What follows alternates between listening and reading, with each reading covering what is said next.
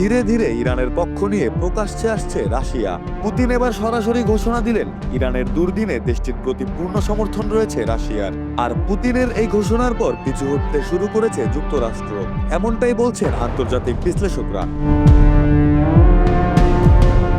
এরই মাঝে যুক্তরাষ্ট্র দীর্ঘদিন ধরে ইরানের তেলের বিষয়ে যে নিষেধাজ্ঞা আরোপ করেছিল তা শিথিল করেছে। আর ট্রাম্পের এই শিথিলতাকে আন্তর্জাতিক গণমাধ্যম চলমান যুদ্ধক্ষেত্র থেকে নিজেদের প্রত্যাহার করে নেওয়ার ইঙ্গিত হিসেবে দেখছে।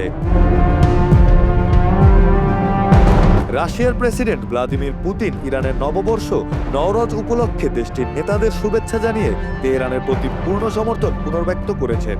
ক্রেমলিনের এক বিবৃতিতে বলা হয়, বর্তমান কঠিন সময়ে পুতিন ইরানি জনগণের প্রতি সংহতি প্রকাশ করেছেন এবং তারা যেন এই সংকট কাটিয়ে উঠতে পারে সেই কামনা করেছেন।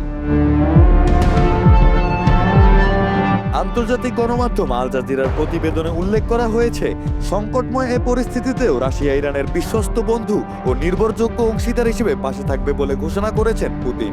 বিবৃতিতে আরও বলা হয়, যুক্তরাষ্ট্র ও ইসরায়েলের হামলায় মধ্যপ্রাচ্যের পরিস্থিতি আরও জটিল হয়ে উঠেছে এবং এর প্রভাব বিশ্বজুড়ে জ্বালানি সংকট তৈরি করেছে। রাশিয়া ইরানের সর্বোচ্চ নেতা আয়াতুল্লাহ আলী খামেনি হত্যাকে নিষ্ঠুর ও ঘৃণ্য বলে উল্লেখ করেছে। এদিকে যুক্তরাষ্ট্রের প্রেসিডেন্ট ডোনাল্ড ট্রাম্প যুদ্ধ থেকে সরে আসার ইঙ্গিত দিয়েছেন। ইরানের বিরুদ্ধে চলমান যুদ্ধ নিয়ে শুক্রবার ট্রাম্পের কথায় সুর ছিল নরম।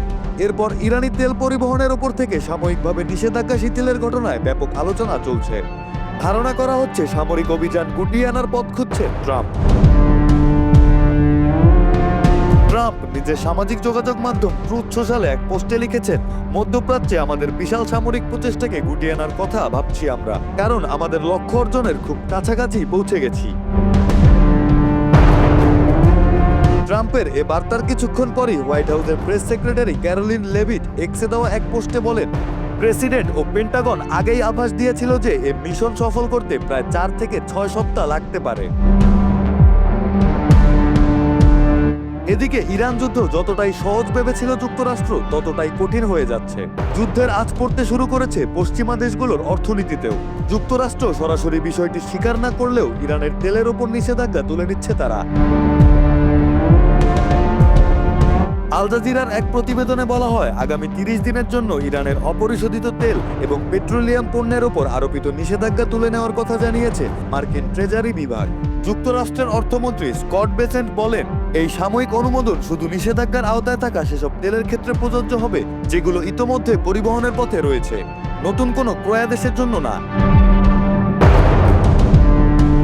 ইরানের সঙ্গে যুক্তরাষ্ট্র ও ইসরায়েলের চলমান যুদ্ধের কারণে বিশ্বজুড়ে তেলের সরবরাহ বাধাগ্রস্ত হচ্ছে এবং দামের ক্ষেত্রে বড় ধাক্কা লেগেছে।